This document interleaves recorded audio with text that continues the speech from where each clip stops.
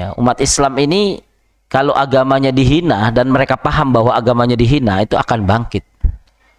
Nah, yang jadi masalahnya kadang-kadang yang menghina umat Islam itu umat Islam sendiri, sehingga kadang-kadang sulit bagi dia untuk bagaimana melakukan ya sebuah koreksi terhadap saudaranya sesama muslim. Tapi kalau orang kafir kelihatan. Ya, makanya ini kalau kita lihat pernyataan-pernyataan mereka yang seperti ini adalah pernyataan yang mereka lakukan dengan sadar bahwa mereka melakukan itu dengan cara mendustakan. Kenapa? Karena bahasa mereka itu in kuntum shodikin, kalau kalian memang benar. Jadi orang kafir itu walaupun dia bersalah, dia bisa menyalahkan orang yang benar atau meragukan kebenaran. Coba mohon maaf ya, kalau kita berusaha pakai komparasi, perbandingan. Kitab suci mana yang punya konsistensi sangat kuat dari sejak dia diturunkan oleh Allah kepada nabinya sampai hari ini? Konsistensi dari nilai ajarannya, konsistensi dari bahasanya, konsistensi dari bagaimana penghafalan dari setiap umatnya, itu tidak bisa dinafikan.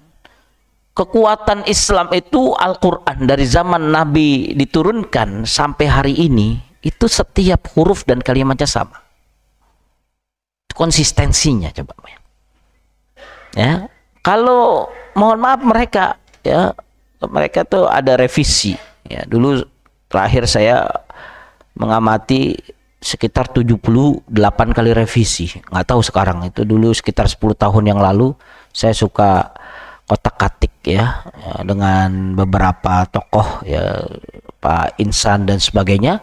Itu saya membandingkan ya. Jadi di dalam kajian-kajian saya di Masjid Raya Bogor ya, sekitar 10 sampai 15 tahun yang lalu, itu contohnya Al-Quran bicara tentang Injil, Al-Quran bicara tentang Taurat, itu saya kupas sedemikian rupa. Itu apa yang ada di dalam Injil kemudian tidak ada di dalam Al-Quran, dan apa yang ada dalam Al-Quran tidak ada dalam Injil, itu sedemikian rupa ya. Ternyata revisi, jadi kalau dilihat tahun sekian masih ada tulisannya, tiba-tiba hilang. Mohon maaf, artinya bahwa kita ini yang Allah sudah katakan innad dina indallahil Islam, kadang-kadang percaya diri kita hilang atau tidak ada.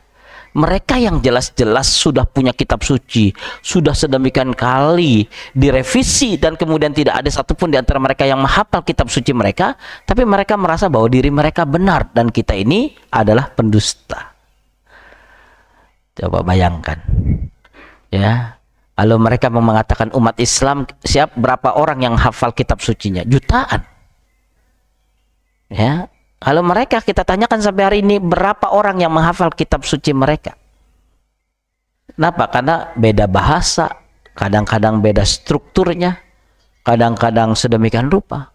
Jadi ini menggambarkan kepada kita, kalau dilihat dari sisi apapun, Islam dibandingkan dengan pemikiran-pemikiran yang lain, itu pemikiran Islam sudah sangat solid dan sangat kuat.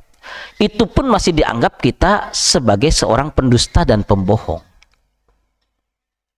Pertanyaannya, mereka bisa tidak membuktikan sebagaimana yang dimiliki oleh umat Islam?